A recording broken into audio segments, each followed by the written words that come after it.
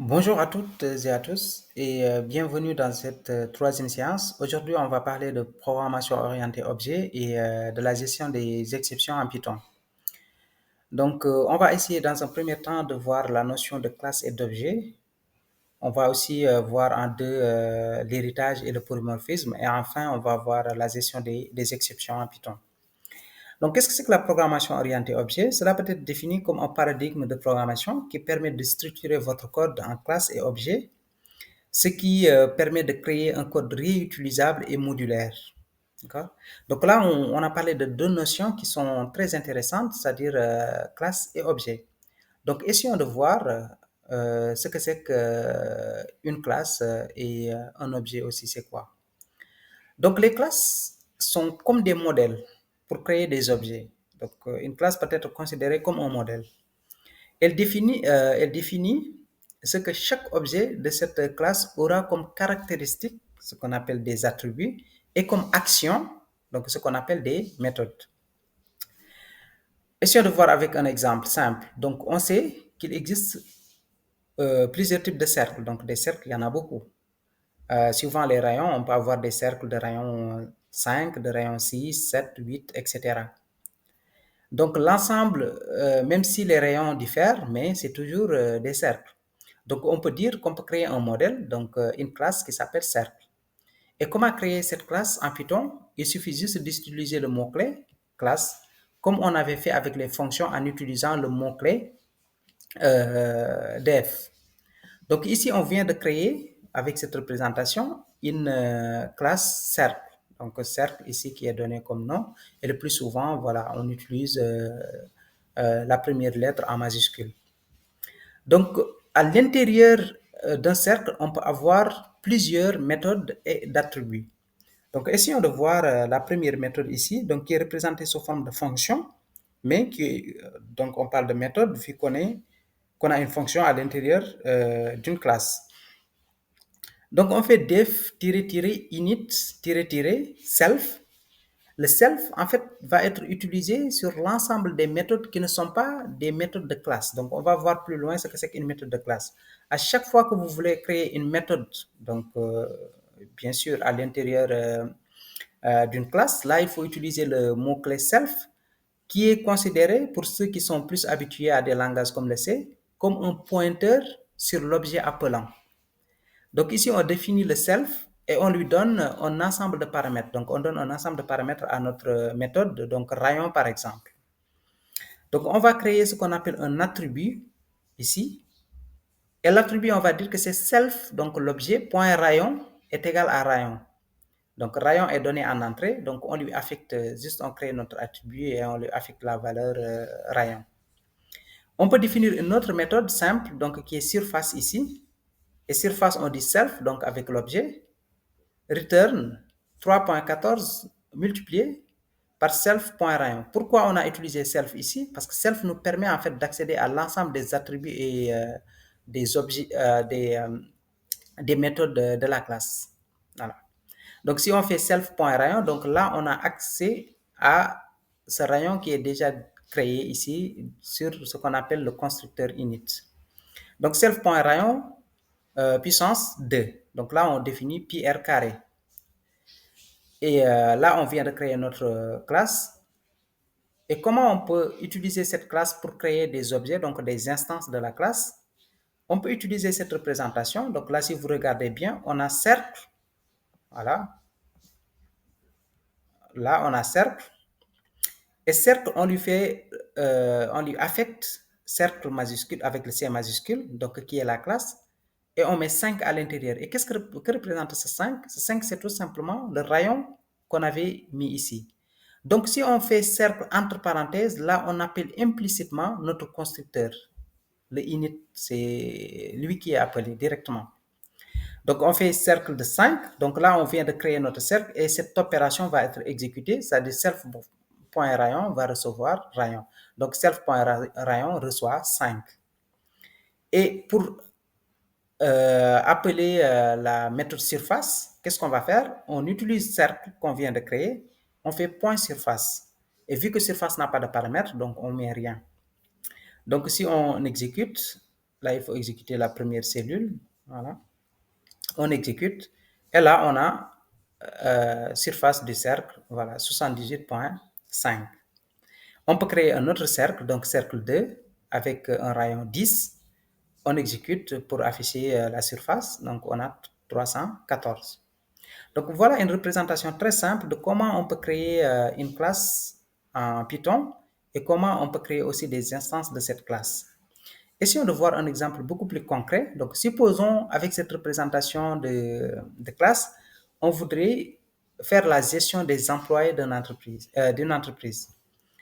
Donc, sur cette représentation, qu'est-ce qu'on va faire? Donc, je vais introduire d'autres concepts. Donc, en parlant de concept de variable de classe, d'accord? Donc, cette variable de classe, si vous voyez en fait la représentation précédente, pour définir un attribut, on le mettait à l'intérieur des méthodes. Donc, on définit la méthode init et on définit un ensemble d'attributs. Ces attributs, si on les définit à l'extérieur de toute méthode, donc comme ici, là, on ne parle plus d'attributs de l'objet, bien d'attributs simples, donc par abus. Là, on va parler d'attributs de variables de classe. Donc, c'est quoi une variable de classe? C'est une variable qui est partagée par l'ensemble des objets de la classe. Et pour y accéder, on n'a pas besoin d'utiliser le nom on n'a pas besoin d'utiliser l'objet, mais il suffit juste d'utiliser le nom de la classe. Donc, si vous voyez ce type de représentation, donc là, on vient de créer une variable de classe et on l'initialise avec 1.04. On fait la même chose, on définit notre constructeur, donc ce qui nous permet de créer une instance de la classe employé. Et pour créer un employé, il vous suffit d'avoir son prénom, son nom et son salaire. Pour cet exemple très simple, là, on définit les attributs, donc self.prénom, self.nom et self.salaire. On peut définir une méthode, donc appliquer augmentation, comme on l'avait fait avec surface. Donc, vu qu'on a besoin d'aucun paramètre d'entrée, voilà, on ne met rien, on met juste self. Et qu'est-ce qu'on va faire? On va modifier l'attribut salaire. Comment le modifier? On va faire une multiplication avec le self.raiseAmount. Et le raiseAmount, ça n'appartient à aucun objet, ça appartient à la classe. Donc, on peut y accéder avec le self.raiseAmount, voilà, pour modifier le salaire d'un employé. On peut définir une augmentation, c'est-à-dire cette variable, on peut la modifier. Donc, on peut faire une mise à jour de la variable. Vu que c'est une variable de classe, donc pour y accéder ou bien pour faire des modifications, ce qui est plus simple, c'est d'utiliser une méthode de classe, ce qu'on appelle une méthode de classe. Et pour définir une méthode de classe, on va faire classe méthode. Et une méthode de classe va être tout simplement une méthode dont on n'aura pas besoin d'un objet pour y accéder, juste le nom de la classe, comme la variable de classe, juste le nom de la classe peut résoudre le problème. Donc, si vous voyez ce type de représentation avec arrobase classe méthode, là, on est en train de définir une méthode de classe, une méthode qui appartient à la classe uniquement, donc pas à chaque objet. Donc, définir augmentation, donc à la place de self, vu que le self, on avait dit que c'est l'objet, là, vu que cette méthode n'appartient à aucun objet, donc on ne met pas self, mais on va mettre CLS pour dire classe. On met montant, voilà le montant qu'on voudrait utiliser pour la mise à jour. Donc, on met cls.raiseAmount reçoit montant, donc le nouveau montant qu'on va lui affecter. Donc, comment on peut faire pour créer un objet de la classe employé? Donc, il suffit de créer une variable ici. On fait employé, on lui donne prénom, nom et 50 000, donc pour le salaire. Donc, prénom, nom, salaire qui reflète le init, donc c'est le constructeur. On fait la même chose pour l'employé 2, donc on met prénom, nom et salaire. Avant augmentation, on peut accéder à l'attribut salaire, donc on peut faire employé 1.salaire et employé 2.salaire. On peut mettre à jour le raiseAmount avec définir augmentation, et là, on n'a pas besoin d'utiliser un point définir augmentation, comme on l'a fait avec le salaire, par exemple. Là, on fait employé.définir augmentation directement, d'accord? L'augmentation, ça va être 1.05. On fait employé 1 point appliquer augmentation. Donc, si on applique l'augmentation ici, le salaire de l'employé 1 va changer.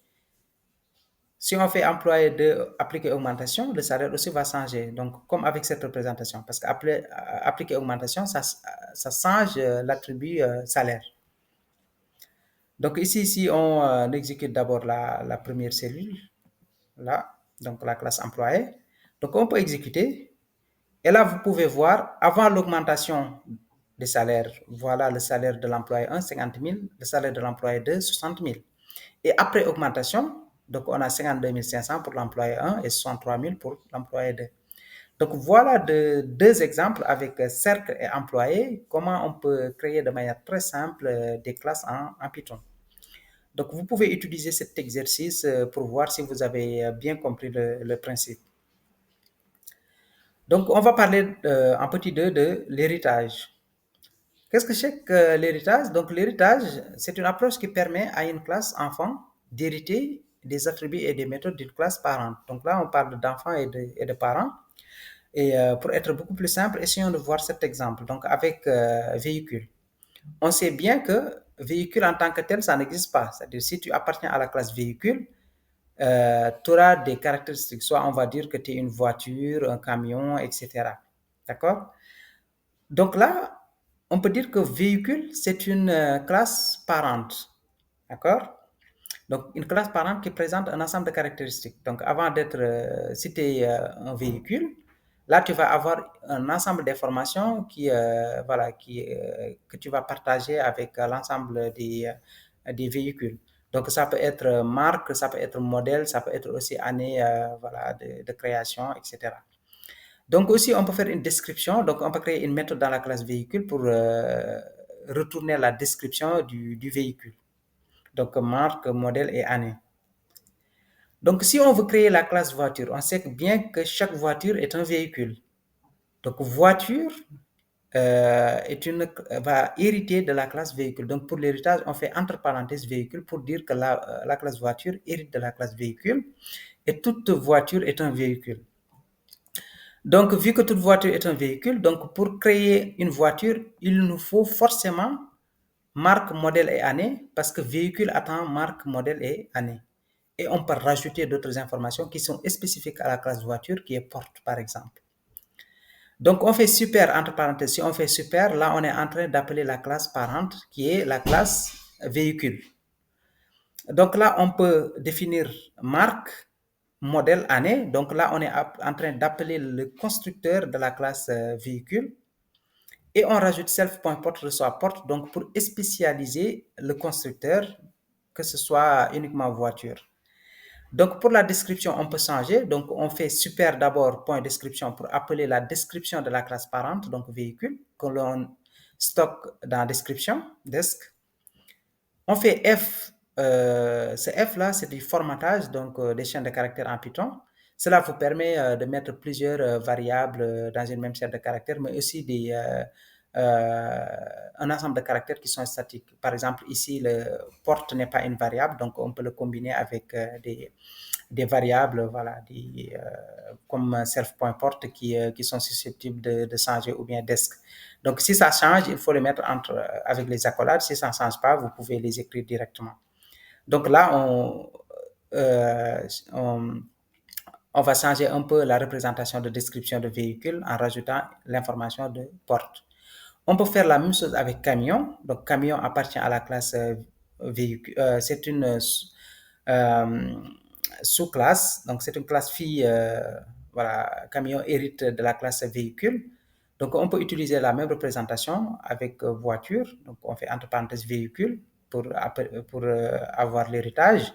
Et après, on rajoute marque, modèle, année, donc avec capacité qui est spécifique à camion. On fait la même chose, on fait la création. Après, la description est là. Donc, description, là, on va changer. Ça ne va pas être porte ici, donc on met tonne par exemple.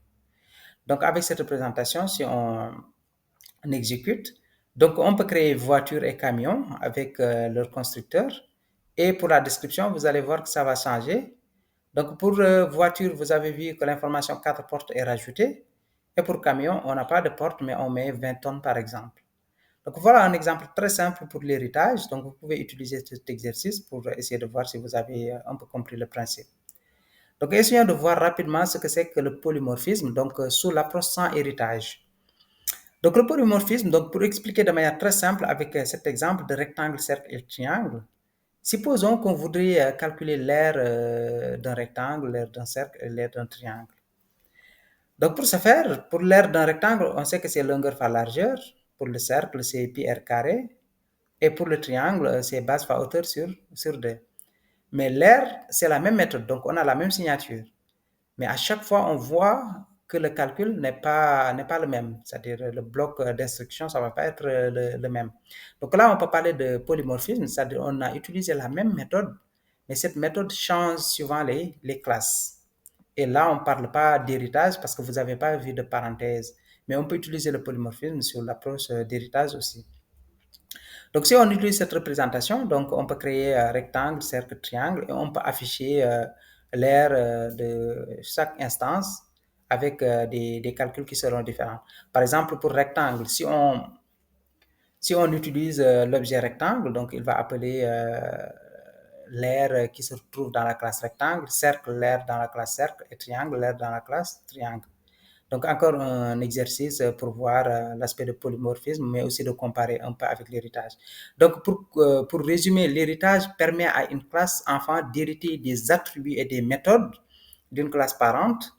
Utilisation de super, donc pour accéder à l'ensemble des informations de la classe parente. Alors que pour le polymorphisme, cela permet à des objets de types différents d'avoir des méthodes de même nom, mais avec des comportements différents. Le comportement ici, avec l'exemple donné, c'est que l'aire est calculé de manière différente suivant les classes. Donc, il n'y a pas forcément besoin d'héritage pour le faire. Et en 3, donc, essayons de voir la gestion des exceptions.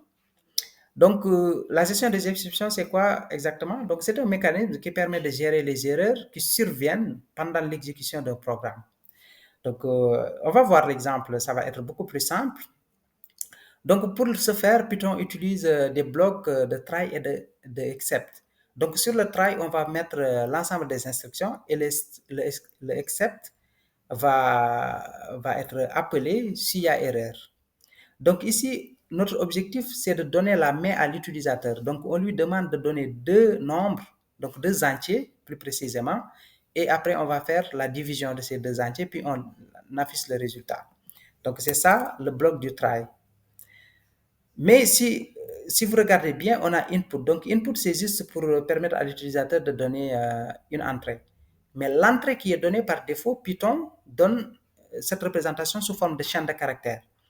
Donc, il faut transformer la chaîne de caractères en un entier. Supposons qu'on donne 2. Donc, le 2 qui est donné, il va être représenté sous cette forme. Donc, ça va être 2 comme ça. Mais 2 comme ça, ce n'est pas un entier en tant que tel. Même si c'est 2, mais il y a les chaînes de caractères. Donc, il faut le transformer.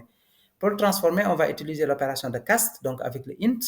Donc, si on fait comme ça, donc int de ça, là, on passe d'une chaîne de caractères en un entier. Donc, c'est ce qu'on veut faire sur le premier bloc. Mais si l'utilisateur donne 2.0 par exemple, là, il y aura erreur parce qu'on essaie de transformer certes, c'est une chaîne de caractères, mais ce qui est à l'intérieur, c'est un flottant. Et on essaie de le convertir en un entier, ça ne passe pas. Donc, cette erreur peut être vue. Et s'il y a cette erreur, vous aurez un message d'erreur qui n'est pas joli à voir. Donc, pour éviter ce message d'erreur, nous, on va créer en fait un print pour lui dire que tu as fait telle erreur. Donc, si cette erreur est notée, donc il y a une exception qui va être levée à partir de value erreur. Donc, l'erreur qui a été donnée, donc il y aura le message d'erreur, veuillez entrer des entiers valides. Donc, ça, c'est une première erreur. On peut avoir une autre erreur avec la division. Donc, à la num2, si l'utilisateur donne 0, la division ne peut pas être exécutée. Donc, il y aura l'erreur impossible de diviser par 0. Donc, il y a deux types d'erreurs qu'on peut avoir sur cette représentation. Donc, essayons de donner un exemple. Donc, ici, je donne 2. Je donne 3, donc il va faire 2 sur 3, donc c'est correct, c'est 0.6. Donc, je vais simuler une erreur, je donne 2.6. Donc, normalement, il doit y avoir une erreur. Mais il n'a pas donné l'erreur, il m'a dit juste veuillez entrer des entiers valides. Donc, l'erreur est bien gérée. Je peux simuler l'erreur avec la division, donc je donne 2, après je donne 0. Si je fais entrer, il me dit impossible de diviser par 0, donc c'est cette exception qui est levée. Il me donne juste un message d'erreur, mais il n'y a pas de bug sur le code. Donc, comme on avait noté ici, si on donne 2.0, il y avait cette erreur qui apparaissait, mais on l'a résolue. Donc, c'est ça l'objectif en fait de la gestion des exceptions. Et il peut y avoir plusieurs types d'exceptions. Donc, là, on a parlé de value error et de zero division error, mais vous pouvez en avoir d'autres suivant le type d'erreur que vous voulez détecter. Donc, comme exercice, on peut voir le type error. Donc, lorsque l'utilisateur saisit une valeur numérique, par exemple, donc essayez de faire ce test. Donc, en gros, c'était ça ce qu'on pouvait dire de manière très ramassée sur ce qu'il faut comprendre sur la programmation orientée objet et la gestion des exceptions. Et la prochaine séance, donc le cours 4, va plus s'orienter sur les décorateurs, donc ce qui est context manager, et sur la notion des fonctions lambda aussi. Donc, merci pour votre attention.